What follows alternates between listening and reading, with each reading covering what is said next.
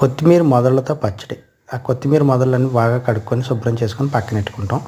ఆ పొయ్యి మీద మనం పెనం పెట్టుకొని పోపులు, తర్వాత అల్లం ముక్కలు, తర్వాత జీలకర్ర ఇవన్నీ వేసి వేపి 4 పచ్చిమిరపకాయలు కూడా వేసి వేపుతాం. అలాగే కొద్దిగా జీలకర్ర కూడా వేస్తాం. చివరిగా 2, 3 ఎండుమిరపకాయలు కూడా వేసి బాగా ఫ్రై చేయండి.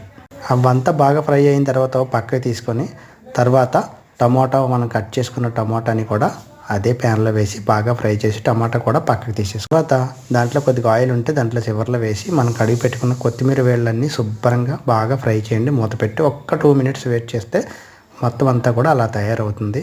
తయారైనవన్నీ కూడా మనం మిక్సీ పెట్టుకొని చూడండి, మిక్సీలో వేసుకొని టమాటా తర్వాత పోపులు ఇవన్నీ వేసుకొని మిక్సీ పెట్టుకుంటే అలా ఉంటుంది. తర్వాత మళ్ళీ అదే ప్యాన్లో మనం కొద్దిగా ఆయిల్ వేసుకొని పోపులు వేసుకొని మళ్ళీ తాలింపు పెట్టుకొని ఆ తాలింపు అంతా తీసి మన కొత్తిమీర పచ్చడిలో వేసేసుకొని చివరిగా కొద్ది